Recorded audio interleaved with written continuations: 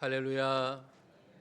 성탄을 기다리며 주일 예배를 드리는 우리 사랑하는 성도 여러분들에게 정말 세상이 줄 수 없는 참 기쁨과 참 평화가 충만하시기를 주님의 이름으로 간절히 축원합니다. 우리 옆 앞뒤 사람과 인사하겠습니다. 예수 그리스도의 평화가 함께 하시기 바랍니다. 예수 그리스도의 평화가 함께 하시기 바랍니다. 아멘. 여러분 사진 한 장 보고 계시는데 이 발은 한국에 낳은 세계적인 발레리나 이 강수진의 발입니다. 사실 여자의 발이라고 하기에는 참 믿겨지지 않게 좀 흉측하게 생겼습니다. 하지만 내용을 보면 사실 세상에서 가장 아름다운 발 중에 하나입니다. 강수진은 하루 10시간 이상씩 연습으로 1년에 이 발레 신발만 150여 켤레가 달아 떨어질 정도로 굉장히 연습을 많이 하는 이 연습벌레입니다. 연습과 공연 때가 되면 그녀의 발가락은 갈라지고 물집 잡히고 곱는다고 합니다. 그녀는 발레를 위해서 자신의 발이 저렇게도 흉측하게 되도록 참 열심이었던 사람이죠. 근데 오늘 나는 하나님을 위해서 내 발로 얼마나 헌신했을까 하는 사실을 생각해 보면 참 부끄럽기도 하고 또 죄송스럽기도 합니다. 여러분, 하나님이 주신 발뿐만 아니라 내 손 그리고 내 몸을 가지고서 정말 하나님을 위해서, 하나님의 나라를 위해서, 또 교회를 위해서 정말 귀하게 사용하는 저와 우리 사랑하는 성도 여러분들 되시기를 주님의 이름으로 간절히 축원합니다. 성탄 시즌만 되면 교회뿐만 아니라 온 세상이 성탄 장식으로 화려해집니다. 연일 크리스마스 캐롤이 흘러나오죠. 제가 최근 11월 달에 있었던 이 미국 LA는 이 겨울에도 비교적 온화한 지중해 날씨로 인해서 이 화이트 크리스마스라고 하는 것이 전혀 없습니다. 그래서 크리스마스 분위기를 느끼기 위해서 11월이 막 시작됐을지도 불구하고 화려한 장식을 거리마다 하고 또 이제 성탄절이 되면 인공 눈까지 만들어 가지고 이제 뿌린다고 합니다. 하지만 성탄의 주인공인 예수 그리스도가 점점 사라지고 있습니다. 크리스마스라고 하는 말은 예수 그리스도와의 만남이라고 하는 말을 요약한 단어죠. 그래서 우리가 메리 크리스마스라고 이야기할 때는 예수 그리스도와 만나는 것이 즐겁다, 행복하다라고 하는 뜻입니다. 그러니까 아기 예수님의 성탄을 찬양하는 말이죠. 그런데 이제 청교도들의 믿음으로 세워진 이 미국에서 이제는 크리스마스라고 하는 이 말보다는 그냥 할리데이라고 하는 그런 말을 많이 사용하고 합니다. 미국뿐만 아니라 지구상에서 성탄의 주인공인 예수님은 점점 사라지고 그 자리에 산타가 자리 잡고 있죠. 근데 산타 이야기가 만들어진 것은 나름 좋은 의도였지만 사탄 마귀는 산타 이야기로 이 땅의 구원을 통해 참 기쁨과 평화를 주시는 예수 그리스도를 자꾸만 가리우고 있는 것이죠. 하지만 우리 그리스도인들은 이제 산타보다는 아기 예수님을 드러낼 수 있어야 하는 것이죠. 아기 예수님을 통해서 주어지는 이 구원의 기쁨과 구원의 참 평화를 나와 만나는 모든 사람들에게 나누며 살기에 부족함이 없는 저와 우리 사랑하는 성도 여러분들이 되어야 될 줄로 믿습니다. 2000년 전 메시아이신 아기 예수님이 탄생하실 때 많은 사람들이 아기 예수님의 탄생, 이 메시아 오심을 알고 있었습니다.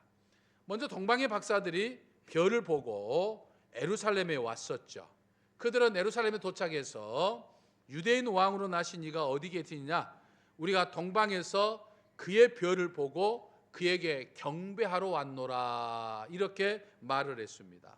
그러니까 동방 박사들의 이야기를 들은 이 헤롯 왕을 비롯해서 온 예루살렘이 소동했다, 막 소란스러웠다, 놀랬다라고 이야기를 합니다. 헤로드 왕은 동방 박사의 이야기를 듣고 이제 대제사장들과 서기관들을 불러 모아서 그리스도가 태어났다고 그러는데, 메시아가 태어났다고 그러는데 메시아가 어디서 태어나겠느냐라고 물었습니다. 그들은 헤로드 왕에게 이 성경의 기록을 언급하면서 메시아가 태어난다고 하면 베들레헴에서 태어날 것입니다, 이렇게 이야기를 해줬습니다. 그러니까 메시아로 오신 아기 예수님의 탄생은 동방 박사들이 알았고 헤로드 왕도 알았죠. 온 예루살렘 백성들도 알았고 대제사장들과 서기관들도 알았습니다. 양을 치던 목자들도 천사들을 통해서 알았죠. 남녀노소 이 빈부귀천을 가리지 않고 많은 사람들이 아기 예수님이 성탄하신 것, 메시아가 이 땅에 오신 것을 알았던 것이죠. 하지만 모두가 다 아기 예수님, 이 메시아를 만난 것은 아니었죠. 동방 박사들과 양치던 목자들 외에는 아기 예수님을 경배하러 간 사람들이 없었음을 볼 수 있습니다. 헤롯은 오히려 아기 예수님을 죽이려고 했죠. 또 메시아, 즉 아기 예수님이 베들레헴에서 태어날 거라고 알려줬던 대제사장들과 서기관들도 아기 예수님을 찾아가 경배할 생각을 전혀 하지 않았었습니다. 하지만 2000년 전에 메시아이신 아기 예수님이 이 땅에 오셨을 때 아기 예수님의 성탄을 준비한 사람들이 있었습니다. 그들이 어떻게 성탄을 준비했을까요? 저는 이 시간 그들의 준비를 보면서 2024년도 성탄절을 준비하는, 성탄절을 맞이하는 우리가 어떻게 준비하고 어떻게 맞이해야 할까를 함께 생각해 보자 합니다. 먼저 마리아는 순종으로 성탄을 준비했다고 하는 사실을 우리는 깨달아 볼 수 있습니다. 누가복음 1장 37절과 38절을 보면 이제 천사로부터 수태고지와 함께 대저 하나님의 모든 말씀은 능하지 못함이 없느니라라고 말씀하면서 이 마리아에게 이야기를 했죠. 천사의 말에 마리아는 주의 여종이오니 말씀대로 내게 이루어지다라고 대답하면서 아기 예수님이 자기 몸에서 잉태할 것을 받아들였습니다. 근데 사실 여러분, 이 마리아의 대답은 결코 쉬운 대답이 아니었다고 하는 것을 우리는 잘 압니다. 왜냐하면 마리아는 그동안 어떤 남자와도 동침해 본 지 없는, 잠자를 해보지 않은, 남자를 모르는 처녀였기 때문이었죠. 동정녀, 즉 남자와 잠자를 하지 않는 처녀가 아이를 낳는다라고 하는 것은 인류 역사 이래 동서고금을 막론하고 단 한 번도 없었던 일이었습니다. 아브라함의 아내 사라가 90세 이삭을 잉태한 것도 참 기적이었죠. 그런데 그 기적 역시 사라 혼자서 잉태한 것은 결코 아니었죠. 남편인 아브라함이 있었기 때문에 가능했던 거예요. 그런데 이 마리아는 아직 남자를 모른다 이 말이에요. 한 번도 남자와 잠자를 해본 적이 없는 그런 상태인데 잉태를 한다고 하니 마리아로서는 그것을 받아들이기가 절대로 쉬운 일이 아니었다라고 하는 거죠. 요셉이라고 하는 남자와 약혼한 상태라 요셉과 동침하지도 않았는데 아기를 잉태했다고 하면 이제 부정한 여인으로 찍혀서 온갖 모욕을 당하고 심지어는 돌에 맞아 죽을 처지에 있었는 거죠. 실제로 율법을 보면 간음한 여인은 돌로 쳐 죽이라 이렇게 말했습니다. 그러니까 지금 마리아가 천사를 통해서 아이를 갖는다, 이 수태고지를 받아들였다고 하는 것은 다른 말로 하면 뭘 의미합니까? 죽을 각오를 했다는 이야기예요. 그러니까 보통 사람이 받아들이기에는 정말 순종하기 어려운 순종을 한 것이죠. 지금 마리아는 목숨을 걸고 자신의 몸에 지금 메시아를 받아들인 거예요. 하나님의 은혜와 마리아의 순종이 있었기 때문에 성탄이 가능했다고 하는 사실을 우리는 깨달아 볼 수 있는 거죠. 여러분, 믿음은요 순종입니다. 순종. 그러니까 순종이 없는 믿음은 절대로 믿음일 수가 없는 거예요. 요한복음 3장을 보면 이 믿음과 순종이라는 단어가 같은 단어로 사용되어 있는 것도 보게 됩니다. 그러므로 사랑하는 성도 여러분, 이번 성탄절은 마리아처럼 순종을 준비하면서 맞아들이시기를 바랍니다. 혹시 요즘 여러분들 하나님이 내게 어떤 것을 요구하고 계신다, 하나님이 내게 어떤 뜻을 가지고 계신다라고 하는 것이 있으십니까? 마음속 저 깊은 곳에서부터 하나님이 자꾸 생각나게 하는 어떤 부담감이 있지는 않습니까? 하나님으로부터 이렇게 해라라고 하는 것을 직접 음성을 듣지는 않았지만 내 마음속에 하나님이 자꾸만 내게 이런 것을 요구하시는 것 같아 자꾸만 생각나는 것이 있지 않냐, 이 말이 있죠. 목사님을 통해서나 또는 교회를 통해서 어떤 요청을 받는 것이 있지 않으시냐, 이 말이죠. 그것이 선한 것이라고 한다면 여러분, 하나님의 명령이 맞다고 여러분들은 생각하셔야 돼요. 하나님의 명령에 순종하는 것이 내 믿음을 증명하는 것이고 이번 성탄절을 준비하는 여러분들의 예물입니다. 그러니까 하나님께서 내게 말씀하시는 것, 교회에서 내게 요청하는 것을 순종하지 않으면서 성탄절을 맞이한다라고 하는 것은 있을 수 없는 것이죠. 사실 내가 어떤 것이 되었든지 내가 순종하는 것은 마리아처럼 목숨을 걸 만한 순종이 아니에요. 목숨까지 걸 필요가 없어요. 그런데도 내가 순종하지 못한다고 한다면 온전한 성탄을 맞이하지 못하는 것이죠. 마치 목숨을 거는 것처럼 내가 하나님의 명령대로 하겠습니다. 하나님의 말씀대로 하겠습니다. 하나님의 뜻에 순종하겠습니다. 교회의 요청에 순종하겠습니다. 라고 순종하면서 2024년도 성탄절을 맞이하는 저와 여러분이 되시기를 주님의 이름으로 간절히 축원합니다. 다음으로 요셉은 믿음으로 성탄을 준비했습니다. 여러분, 요셉은 마리아와 약혼을 했지만 동거하지 않았습니다. 그런데 느닷없이 마리아가 잉태했다는 거예요.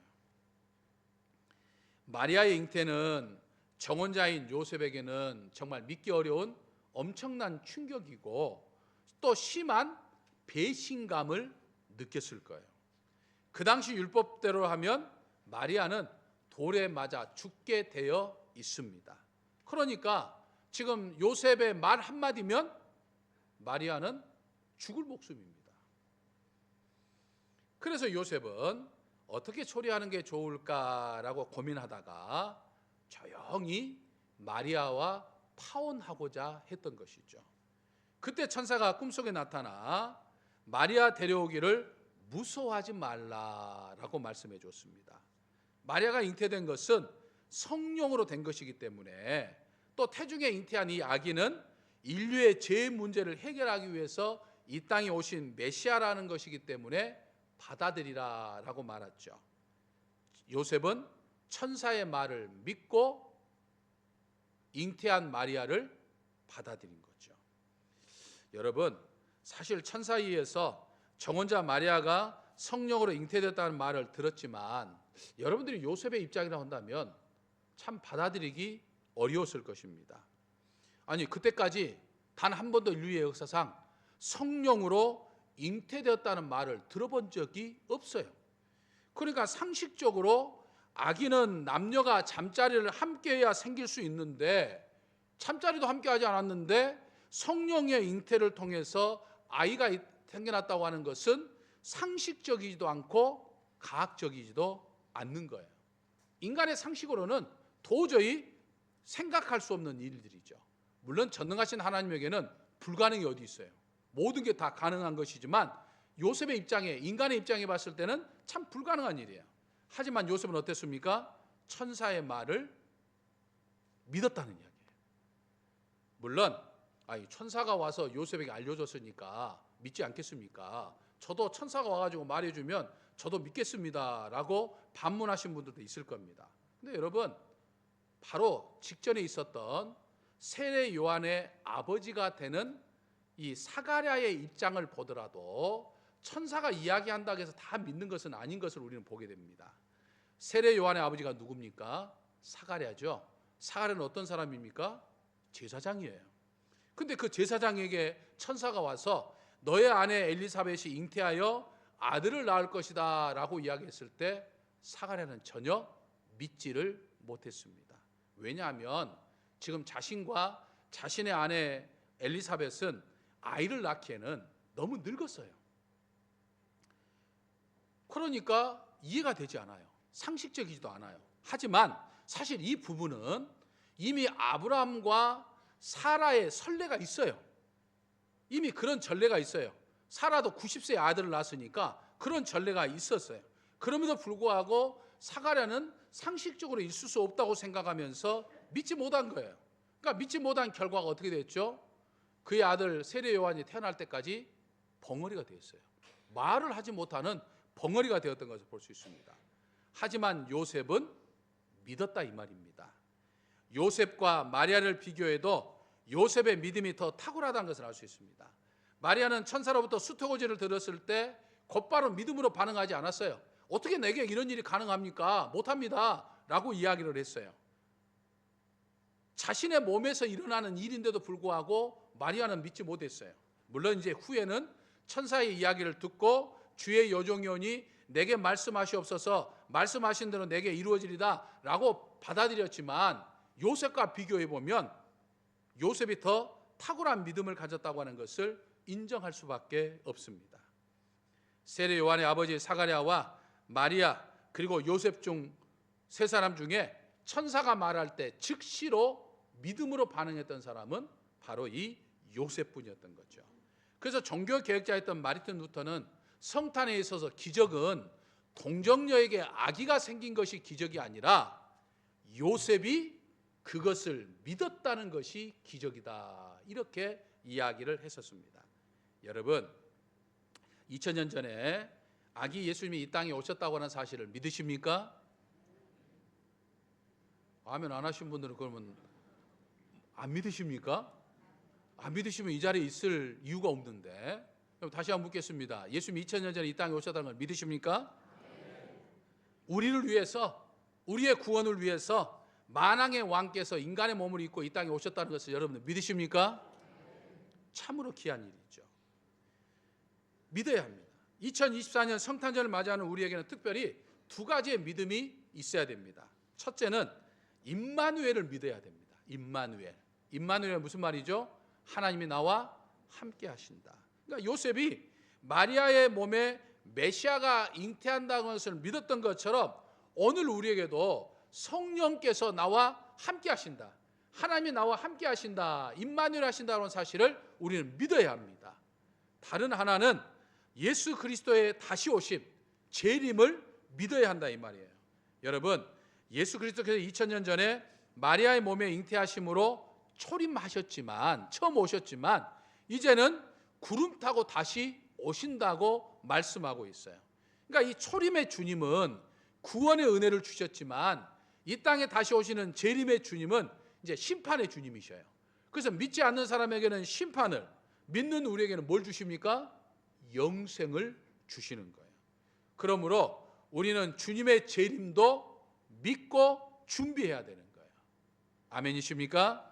메시아 오심을 믿음으로 기다렸던 요셉처럼 아기 예수님 오심을 믿음으로, 그리고 이 땅에 다시 오신다고 하는 재림을 믿음으로 준비하는 저와 여러분이 되시기를 주님의 이름으로 간절히 축원합니다.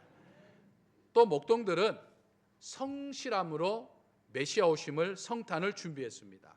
목동들은 성실하게 자신들에게 주어진 일, 즉 양을 지키다가 지금 들판에서 성탄의 소식을 들었어요. 여러분, 2000년 전에 예수님이 성탄하기 전에는 이 유대라고 하는 나라는 굉장히 어수선했어요. 호적 정리 때문에 전부 다 어디에 살든지 고향으로 돌아가야 했으니까 외국에 산 사람도 유대 지역에 산 사람도 전부 다 자기 고향으로 돌아가서 호적을 정리해야 되니까 막 사람들의 이동으로 인해서 어수선했어요. 온 나라가 어수선하기 때문에 이 목동들은 그 어수선한 상황 속에서 그냥 자신에게 맡겨진 일들을 적당하게 할 수도 있었어요. 그때 더더군다나 아무도 밖에서 일하고 있는 그들을 눈여겨보지도 않았습니다. 그러니까 사실 그들이 일하고 있는 시간은 한밤중이기 때문에, 아니 한밤중에 그냥 뭐 천막 같은 데서 잘 수도 있었을 겁니다. 그러나 그들은 남이 지켜보지 않아도 그들은 양을 지켰어요. 밤새워 위험이 가득한 밖에서 양떼들과 함께 들판에 있었다고 하는 것은 자신들에게 맡겨진 일을 성실하게 하고 있었다라고 하는 것을 의미하는 거예요. 그때 천사들로 하여금 기쁜 소식을 듣고 예수님을 찾아가서 경배했던 거죠. 여러분, 2024년도 성탄절을 기다리는 우리에게도 목동들과 같은 성실함이 있어야 됩니다. 그러니까 자기 자리를 지키는 성실함이 우리에게 있어야 돼요. 그러니까 우리가 신앙생활 하면서 하나님 앞에 인정받는 방법이 참 여러 가지가 있는데 그 중에 하나가 바로 이 목동들이 가지고 있는 이 성실함입니다. 시편 100편 5절을 보면 시편 저자는 여호와는 선하시니 그의 인자하심이 영원하고 그의 성실하심이 대대에 이르리로다라고 말씀합니다. 여러분, 전능하신 하나님도 대충 일하시는 것이 아니라 성실하신 분이라 이 말이에요. 오늘 또 구원의 일을 위해서 하나님은 지금도 일하고 계셔요. 특히 하나님은 특별히 오늘 우리들이 일하기를 원하셔요.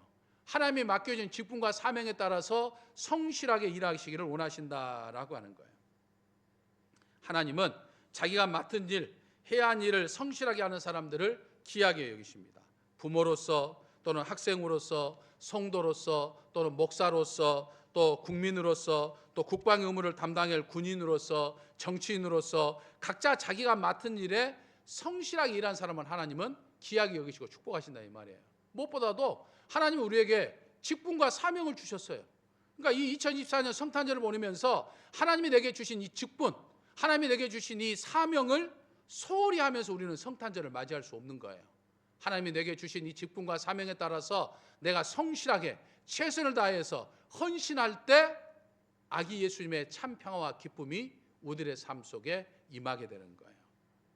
여러분, 얼떨결에 아기 예수님의 성탄을 맞이하는 것이 아니라 정말 자기 일에 최선을 다하면서 성실하게 일하다가 아기 예수님 오심을 맞이하는 저와 우리 사랑하는 성도 여러분들 되시기를 주님의 이름으로 간절히 축원합니다.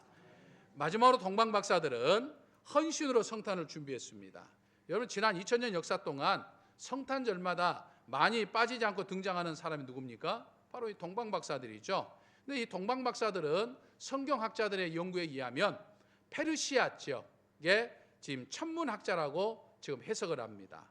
그러니까 일반 점성술과는 달리 별을 통해서 나라와 왕과 개인의 모든 것들을 결정하는 아주 굉장한 지식도 가지고 있고 권력도 가지고 있고 영향력을 가지고 있는 사람들이었어요.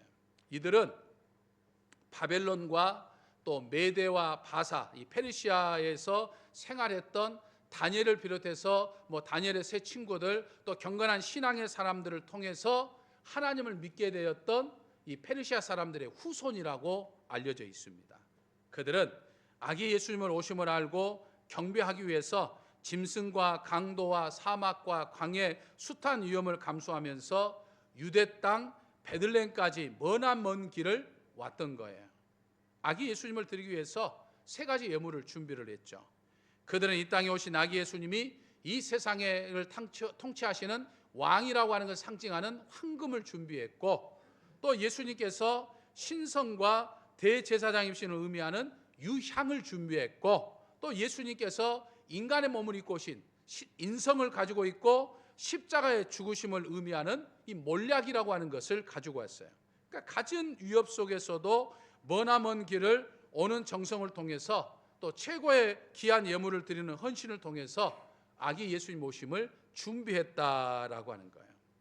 여러분, 2024년도 이제 성탄절, 이제 아기 예수님 오심이 3일 남았는데 이 아기 예수님 오심을 기념하는 이 예수님의 생일에 이 성탄절에 여러분들은 무엇을 준비하며 지금 기다리고 계십니까?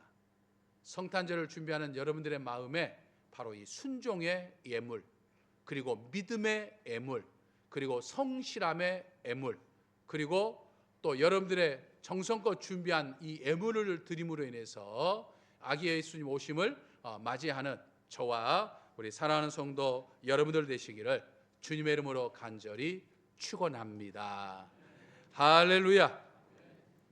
예수 그리스도가 오심을 기다리는 이 대림절 넷째 주일 아침에 아기 예수님 오심을 기념하는 성탄절을 앞두고 저희가 무엇을 준비해야 할지를 말씀을 통해서 다시 한번 깨닫게 해주시니 감사합니다.